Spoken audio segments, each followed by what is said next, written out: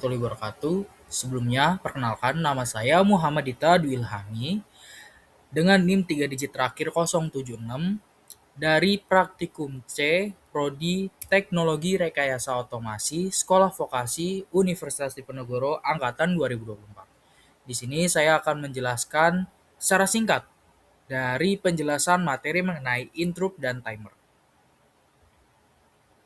Oke, tanpa lama-lama kita mulai saja pada konsep dari interrupt sendiri.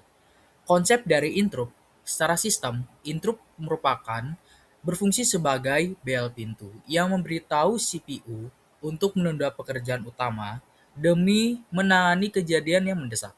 Saat pemicu muncul, CPU akan merujuk pada vector table, yaitu sebuah peta memori yang menyimpan alamat-alamat fungsi bernama ISR atau Interrupt Service Routine. Di ekosistem STM32, manajemen ini dikelola oleh hal yang bernama NVIC atau Nested Vectored Interrupt Controller yang sangat terstruktur dalam menangani prioritas yang bertingkat. Sementara pada ESP32 menggunakan pendekatan interrupt matrix yang lebih fleksibel yang memungkinkan pengguna untuk mengerahkan rute dari puluhan sumber interrupt internal ke salah satu dari dua core CPU yang tersedia secara dinamis. Selanjutnya, pada external interrupt atau XT serta prioritasnya. Untuk menangani sinyal dari dunia luar seperti tombol atau sensor, kita menggunakan yang namanya external interrupt atau XT. Nah, konfigurasi ini melibatkan pemilihan pin GPIO tertentu dari penentuan trigger mode. Yang pertama seperti racing, saat sinyal naik, failing, saat sinyal turun, atau both. Keduanya, jika ada banyak interrupt yang terjadi secara bersamaan, sistem akan menggunakan ST interrupt atau priority grouping. Di sini, kita akan membagi prioritas menjadi preemption property atau kemampuan memotong interrupt yang sedang jalan. Lalu, subpriority, urutan antrian jika datang secara bersamaan. Sehingga, tujuan yang paling kritis selalu mendapatkan akses CPU yang pertama. Lalu dilanjut dengan arsitektur dan mode timer. Arsitektur dan mode timer pada dasarnya adalah jantung ritme dari microcontroller yang bekerja dengan menghitung pulsa clock. Arsitektur melibatkan prescaler untuk memperlambat sebuah frekuensi detak, counter untuk menghitung, dan auto reload untuk menentukan batas hitungan sebelum kembali ke titik nol. Timer ini sangat berguna. Hal ini bisa bekerja dalam mode basic untuk pewaktuan sederhana, mode PWM untuk mengontrol kecepatan motor atau kecerahan LED, serta mode input capture untuk mengukur lebar pulsa sinyal yang masuk, sehingga output compare untuk memicu aksi pada pin output saat hitungan mencapai nilai yang bisa ditentukan. Selanjutnya, keamanan sistem dengan watchdog. Sebagai jaring pengaman, terdapat watchdog timer yang bertugas untuk mereset sistem program yang mengalami crash atau hang. Pada STM32, IWDG atau Independent Watchdog bekerja secara mandiri dengan sumber clock sendiri sehingga sangat handal untuk kegagalan yang fatal. Sedangkan WWDG atau Window Watchdog jauh lebih ketat karena mengharuskan pengguna melakukan refresh untuk memberi makan dog. Hanya dalam jendela waktu tertentu, tidak boleh terlalu cepat dan tidak boleh terlalu lambat juga untuk memastikan sebuah logika program berjalan dengan durasi yang tepat. Selanjutnya, perbandingan arsitektur STM32 dengan ESP32. Meskipun keduanya memiliki konsep dasar yang sama, terdapat perbedaan filosofi yang sangat kontras. Apakah itu? Bisa kita baca di sini. Arsitektur STM32 atau Cortex-M cenderung sangat kaku namun deterministik dengan pembagian lane XT yang sangat spesifik. Sebaliknya, ESP32 atau Extensa atau RISC-V menawarkan fleksibilitas tinggi berkat multi-core atau matrix switchingnya yang memungkinkan beban kerja didistribusikan di antara dua inti prosesor. Timer pada STM32 sangat kaya akan fitur hardware, khususnya seperti mode advance untuk kontrol motor industri. Sedangkan ESP32 lebih mengandalkan modul fungsional seperti LEDC, untuk kenal seperti LEDC atau PWM yang lebih mudah dikonfigurasi secara software. Mungkin segitu penjelasan dari saya untuk materi mengenai interrupt dan timer. Selanjutnya akan dilanjutkan dengan demonstrasi dan penjelasan mengenai hasil praktikum yang sudah dilakukan kemarin. Oke teman-teman, kembali lagi bersama saya Ilham dari kelas praktikum C dengan NIM 3 digit terakhir 076. Di sini saya akan sedikit menjelaskan ringkasan dari program SP32 yang sudah dibuat pada praktikum eh, intro kemarin, di mana dari program tersebut bisa kita lihat. Sebelumnya saya akan menjelaskan program SP32 ini berfungsi sebagai pengontrol otomatis berbasis timer atau waktu sebagai pengelola interaksi antara input tombol berupa LED, output LED dengan tampilan layar OLED. Selanjutnya, secara sederhana tujuan dari pembuatan program ini adalah tujuan utamanya itu adalah untuk mendemonstrasikan sistem dua mode kerja seperti finite dan state machine, mode aktif yang dimana pengguna dari LED secara manual bisa menggunakan tombol melalui sistem interrupt dan mode idle, di mana sistem ini mengunci kendali tombol dan memaksa LED tetap menyala selama durasi tertentu. Jadi gitu teman-teman. Lalu semua status yang telah dimasukkan ini termasuk sisa waktu hitung mundur dari setiap mode akan ditampilkan secara real time pada layar OLED. Yang nantinya sebagai pemberitahu, sebagai umpan balik juga ke visual kepada pengguna. Lalu beberapa aspek teknis dari program yang sudah dibuat ini, program ini memiliki beberapa variabel yang menjadi kunci dasar dari operasionalnya. Yang pertama ada variabel current state. Nah, bisa kita lihat di sini. Mana ya, current state. Ada variabel current state yang dimana hal tersebut berfungsi sebagai penanda posisi sistem. Sebagai penanda posisi sistem yang sedang aktif atau sedang idle. Yang kedua itu ada active duration yang dimana active duration ini atau idle duration sebagai penentu batas dari waktu masing-masing mode dalam nilai detik. Nah, lalu yang ketiga itu ada variabel button preset yang dimana variabel ini menggunakan sebuah kata kunci variabel yaitu volatil yang nilainya bisa diubah dalam bentuk fungsi interrupt, dan handle button berfungsi sebagai CPU yang menyadari bahwa adanya penekanan tombol tanpa harus menunggu proses looping selesai. Lalu yang terakhir itu ada variabel last state change dan last debounce time yang berfungsi sebagai referensi waktu untuk menghitung sebuah durasi mode serta mencegah pembacaan ganda.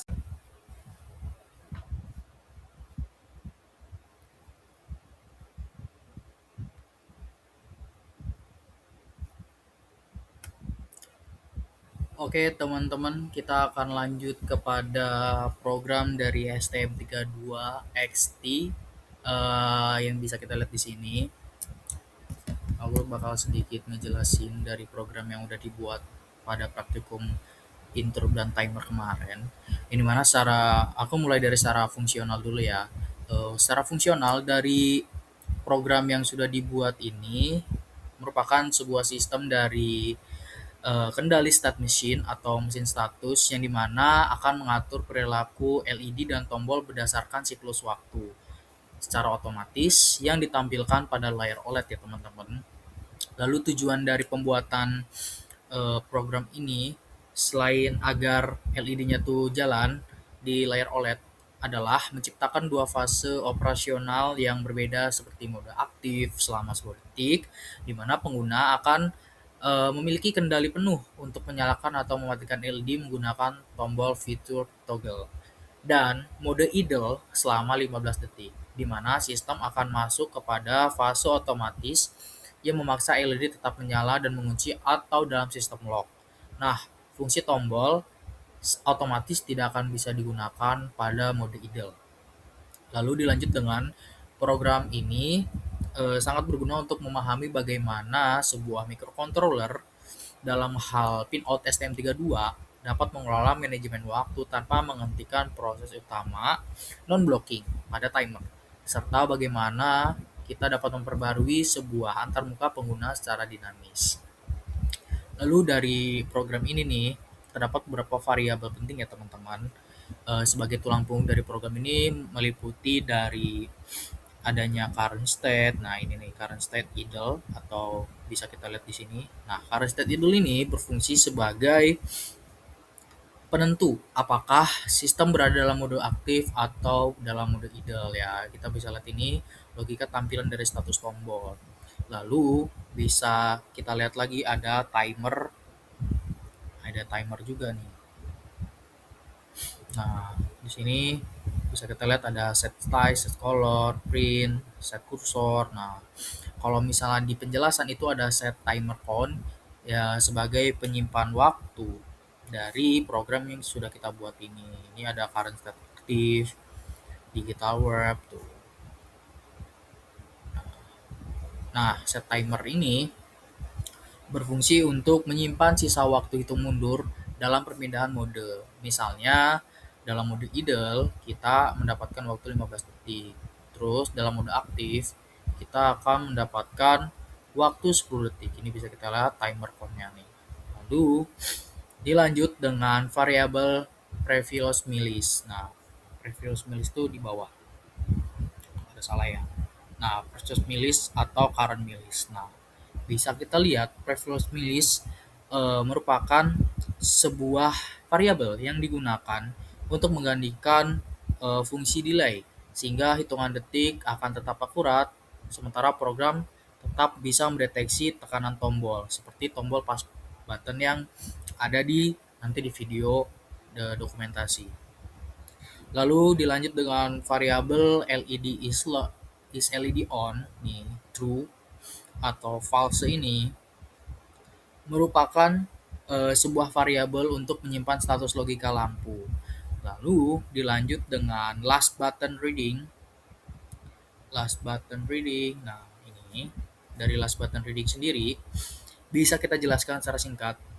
Last button reading ini merupakan variabel yang berfungsi sebagai detektor utama sebagai edge trigger agar penekanan tombol hanya dihitung satu kali untuk mencegah terjadinya rebound sinyal secara terus-menerus. Nah, terakhir itu ada LED pin. Nah, LED pin, high dan button pin. Nah, dari sini eh, variabel-variabel ini tuh berfungsi sebagai pendefinisi alamat dari fisik hardware yang dikelola oleh program secara menyeluruh. Jadi tes tes tes. Oke, teman-teman, ini adalah tag ketiga dari rekordan program sistem embedded STM32 variabel yang variasi karena di video-video sebelumnya suara saya tidak terdengar. Jadi oke lah kita record. Nah, di sini saya pengen ngejelasin sedikit dari perbedaan STM32 variasi atau program yang sudah saya atau kami buat dari kelompok 6. Ini bisa dilihat bahwasannya program STM32 kemarin sama yang variasi ini memiliki perbedaan mendasar dibandingkan program sebelumnya yang dimana program sebelumnya itu hanya sebagai pemicu dalam perubahan status seperti state, trigger, dan kompleksitas antar muka. Lalu jika program sebelumnya itu hanya seperti itu, nah di program variasi ini sangat berbeda yang dimana dalam program sebelum itu hanya merespon dalam perubahan mode seperti perubahan waktu dalam timer 10 sampai 15 detik dan berbeda dengan program yang kini divariasikan untuk bekerja secara dinamis dalam berbentuk data yang berbasis data lingkungan dengan mengintegrasikan sensor DHT22. Lalu selain itu, Dari program ini, navigasi layar dalam program jauh lebih interaktif karena program ini tuh mendukung pemindahan halaman seperti multi-page display untuk menampilkan grafik, berbeda dengan program sebelumnya yang hanya menampilkan satu layar tetap saja. Nah, tujuan dari program ini adalah sebagai pembangun sistem monitoring suhu otomatis yang responsif, yang dimana perangkat dapat menyesuaikan perilaku ya teman-teman, perilaku berdasarkan ambang batas atau thresholdnya atau suhu yang dideteksi. Lalu fungsinya mencakup pemantauan suhu secara real time dan memvisualisasi data dalam bentuk grafik historis pada layar OLED. Lalu dalam sistem ini memiliki peringatan melalui 3 LED ya teman-teman, melalui 3 batas 3 LED yang divisualisasikan dalam mode aktif saat suhu panas kurang lebih dari 30 derajat, maka seluruh LED dapat dinyalakan sebagai indikator peringatan. Sedangkan dalam mode idle atau saat sejuk-sejuk, sistem akan menjalankan animasi LED berjalan atau LED akan running sebagai penanda bahwa sistem beroperasi dalam bentuk normal. Lalu tombol pada program ini sekarang dialihfungsikan sebagai alat navigasi untuk berpindah antara halaman status ke halaman grafik monitoring. Lalu terdapat nih beberapa variabel penting dari variabel atau program variasi yang dari STM32 ini ya teman-teman. Ini mana dari program variasi ini terdapat detail variabel seperti temperatur, nah ini temperatur dan thresholdnya yang berfungsi sebagai penentu logika utama dari perpindahan status sistem aktif ke idle. Lalu ada time historis nih bisa kita lihat.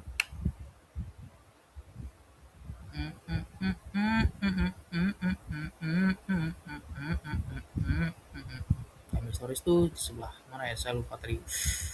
Udah ngulang berapa kali. Nah, ini time historis. Temperatur historis itu digunakan sebagai fungsi penyimpan data suhu sebelum fungsi tersebut dapat direkonstruksi sebagai grafik pada layar OLED. Lalu ada yang namanya display. Ini display, ini time historis juga. Nah, display itu berfungsi sebagai penanda agar dapat bertindak sebagai saklar logika untuk menentukan halaman mana yang akan dirender terlebih dahulu oleh CPU. Jadi display pack. Nah, display pack itu berfungsi seperti itu teman-teman. Sebagai penanda bahwasannya hal mana dulu nih dari program ataupun hardware yang telah dikonstruksikan ke dalam CPU, nanti CPU itu akan memilih secara prioritas. Lalu dilanjut dengan idle step. Nah, idle step itu ada di bawah. Nah, dari idle step digunakan sebagai pencacah counter atau urutan animasi LED saat sistem dalam kondisi sejuk. Jadi, idle step ini berfungsi sebagai pengurut nih dari apa dulu yang akan ditampilkan di LED ataupun layar dari LED tersebut yang akan nantinya ditampilkan di layar OLED. Lalu yang terakhir ada animoti miles. Nah, ini miles nih ada.